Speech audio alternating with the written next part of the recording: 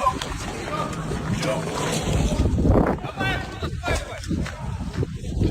меня машина пробита, пошли ехать.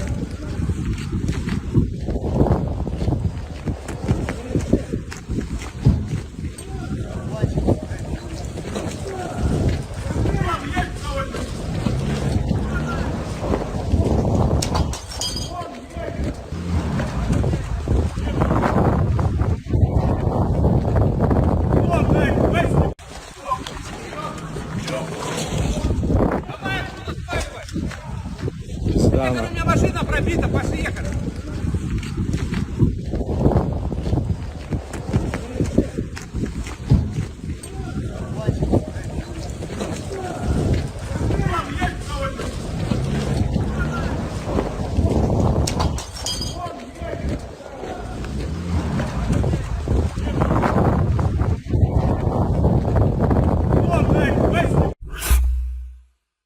The Russian-Ukrainian War was one of the few conflicts where American Abrams faced off against Soviet tanks. Moreover, only the Ukrainian armed forces had the opportunity to compare the real combat characteristics of these vehicles firsthand, writes Business Insider. Soviet and American tanks, although they were created to counter each other, were made based on completely different concepts.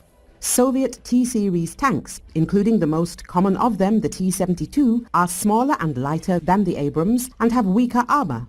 At the same time, their more compact dimensions make them a somewhat more difficult target. Soviet tanks also have an automatic gun loader, which has an ambiguous reputation. Once upon a time, the Abrams already fought against simple export versions of the T-72 in Iraq. In Ukraine, on the contrary, simple export versions of the Abrams are fighting against the most equipped Russian tanks. And yet, Ukrainian tank crews highly appreciate their Abrams. It is better than the T-72, T-62 and even the Russian T-90, the Ukrainian tank commander told the publication.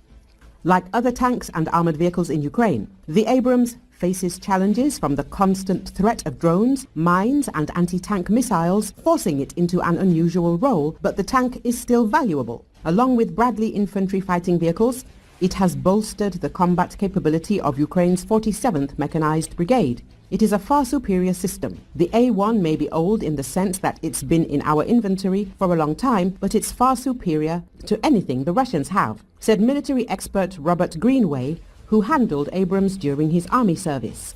Soviet-style tanks are smaller targets, harder to hit and easier to hide. This smaller size means less demand for materials, allowing Russia to produce more of them. The US took a different approach. We never set out to make as many tanks as the Russians. We just set out to make one that could take out a few Russian tanks and survive the process, Greenway explained. The Soviet Union wanted more for less with greater mobility, while the US, concerned with the need to counter the onslaught of Soviet armor, focused more on firepower and survivability. The design of the Soviet tanks, smaller, lighter and lower to the ground, make them somewhat harder to hit in certain conditions and more mobile, but the tanks lack the thick armor that protects the Abrams crews. A telling point, the Abrams ammunition is stored behind the turret, separated from the crew by a protective door to improve crew survivability. Soviet-style tanks store ammunition directly in the turret, which can be disastrous if the ammunition catches fire when it hits the vehicle. One of the Abrams' advantages is its depleted uranium shells, which have increased penetration and are more likely to cause a fire in an enemy tank after penetrating its armor. The Russians have such shells too, but they are not used often. A powerful gas turbine engine can propel the 60-ton A1 to 72 kilometers per hour, giving the tank sufficient maneuverability. However, the Abrams is difficult to maintain.